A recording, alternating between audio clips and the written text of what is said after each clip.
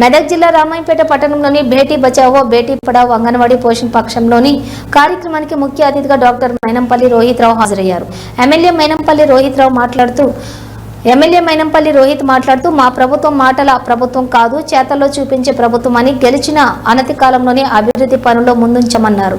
Medak RTO Ramadevi, మండల తహసీల్దార్ Rajani Kumari, MPDO షాజిరుద్దీన్, మండల వ్యవసాయ అధికారి రాజనారాయణ తదితరులు పాల్గొన్నారు.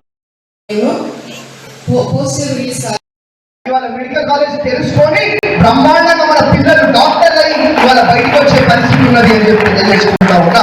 ఇదే కాదు, మరి గవర్నమెంట్ మెడికల్ హాస్పిటల్ రామాయంపేట కానివాడు, మెదక్ కానివాడు, లోపలికి పోతే ముక్కు మూసుకొని పోవాల్సిన పరిస్థితి ఉంటుండే. ఇప్పుడు పోయి చూడండి ఎంత బ్రహ్మాండంగా ఉన్నది.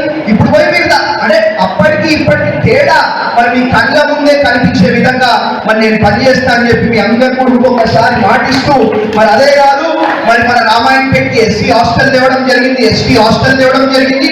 ఇంకా భవిష్యత్తులో ఈ సంవత్సరం వ్యవధి లోపలనే ఇన్ని కార్యక్రమాలు మనం చేసుకోవడం జరిగింది. కాబట్టి ఇంకా భవిష్యత్తులో ఇంకా బ్రహ్మాండమైన కార్యక్రమాలు, బ్రహ్మాండమైన అభివృద్ధి, సేవా సంక్షేమ పథకాలు అమలు చేసుకుంటూ మనం ముందుకు పోతామని చెప్పి మీ అందరూ కూడా తెలియజేసుకుంటూ, అంటే మనం ఇంకోటి కూడా చెప్తా, మన దగ్గర మంచి 7 పాయల అమ్మవారి ఆలయం ఉన్నది. అది కాశ్మీర్లో, ఇంకోటి మన మెదక్లోనే ఉన్నది. ఒకటి కాశ్మీర్లో, ఇంకోటి మెదక్లోనే ఉన్నది. కాబట్టి అంటే మన 7 పాయల వనదుర్గమ్మ ఆలయాన్ని మేము ఇచ్చేసేస్తామని గత 10 ఏళ్ళు మరి మాయమాటలు, మోసపు మాటలు చెప్పడం జరిగింది.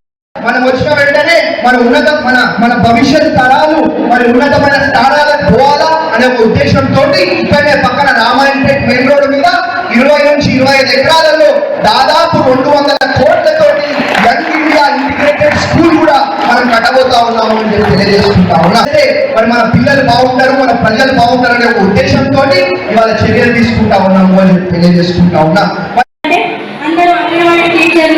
ప్రతిరోజు మన అంగన్వాడీ కేంద్రానికి వచ్చే లబ్ధిదారులకు అలాగే వారి కుటుంబ సభ్యులకు పోషకాహారం గురించి పదే గుర్తు చేయాలి.